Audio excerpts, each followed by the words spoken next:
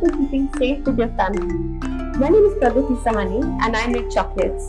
And today I want to share with you how you can make Diwali mithai in dark chocolate.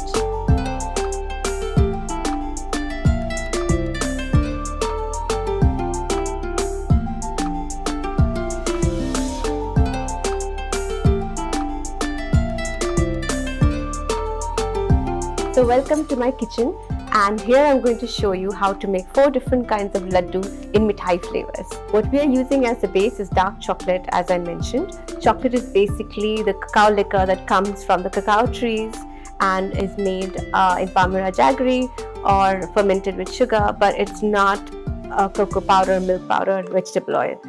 So the chocolate that I use is going to be the Belgian Dark Chocolate. And if you can't find the Belgian dark chocolate, you can always use the chocolate that is available in the market. Something that I like is the Amul bitter chocolate, or any Amul chocolate from different origins. You can use them. So the cream that I'm using is ultra heat pasteurized cream. If you can't get this, then you can always use Amul whipping cream, and if you can't get that as well, then you can use any Amul cream. And the taste will still be the same, except the shelf life may be shorter. And if you don't want to use cream, you can use coconut cream if you are vegan, and that works beautifully as well with these dark chocolates. So we're going to make 4 types of laddus with a contemporary twist. The first one is going to be a Besan laddu, then a Gulab Jamun laddu, then a Modak laddu, and finally Elachi Pista laddu. So we'll start with the basic Besan laddu. Low flame with ghee. I use gur usually, and once that is nicely browned and roasted, we'll keep that aside. The next one we're going to make is a Modak laddu. For this, we will need grated coconut, gur, little cardamom, and some figs.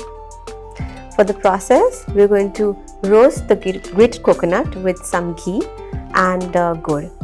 Then after it's nicely browned, the gur is completely dissolved, then we're going to add Elachi powder in it. Finally, we're going to keep it aside. So for the third laddu, we're making a Gulab Jamun laddu. Now this is not exactly Gulab Jamun, but it's Gulab and Jamun. For the Gulab part, I'm actually taking gulkand, heating it up a little bit to remove all the excess sugar and keeping it aside to cool. For the Jamuns, I'm going to use blackberries. The blackberries are really nice. They are a little sour and they taste amazing with gulkand. Together, this Gulab Jamun is really going to impress all your friends. For the 4th laddu, I'm making Elachi Pista laddu.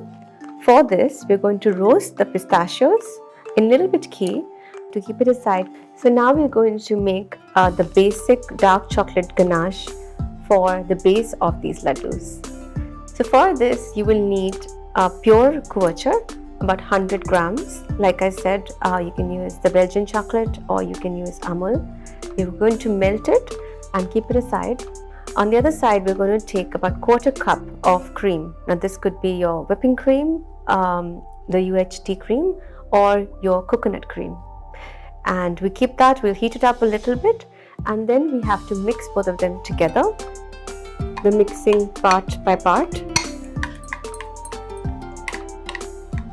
so I can get a smooth ganache, smooth shiny ganache. This is called the Valderrama technique. Took 1/4 cup for each bowl of chocolate to make my ganache. This makes about 15 laddus. Here you can see the ganache. Besan laddu. I added the roasted chickpea flour with jaggery powder and cashew nuts and mixed well. I added our grated coconut and jaggery to the ganache for the Modak laddu and mixed well. Finally added the figs. I followed the same for the Elachi Pista and the Gulab Jamun laddus. This will be the base for our laddus, and once it's set, you can roll them into your truffle balls. I'm going to show you 2 ways to make these truffle balls. The first way is the basic way, where you're going to set your ganache so it solidifies a little in the refrigerator. Once it's solidified, then you can take a tablespoon, put in your palms and roll it like a laddu. Place it on an aluminum sheet or a parchment paper so that it does not stick to the tray below. The second way, you do not need to put in the refrigerator because you'll be using Laddoo molds. I have some green Laddoo molds and then put them in each of these molds, leaving a little margin on the top for the chocolate.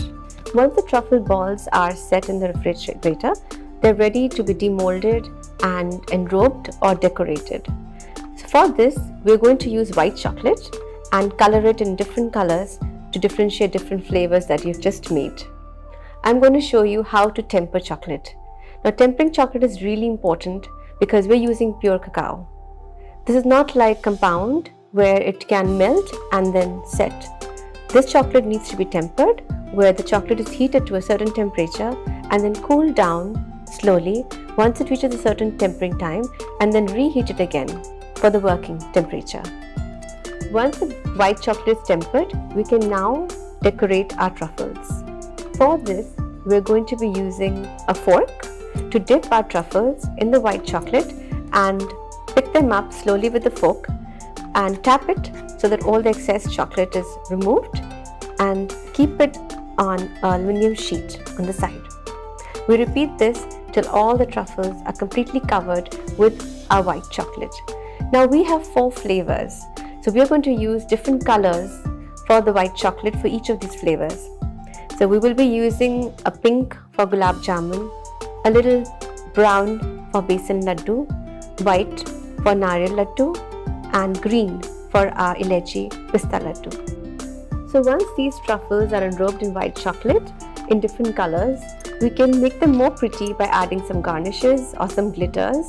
Edible glitter, of course, that's easily available in any bakery stores. Pista or Elachi or cashews on top of your Laddoos.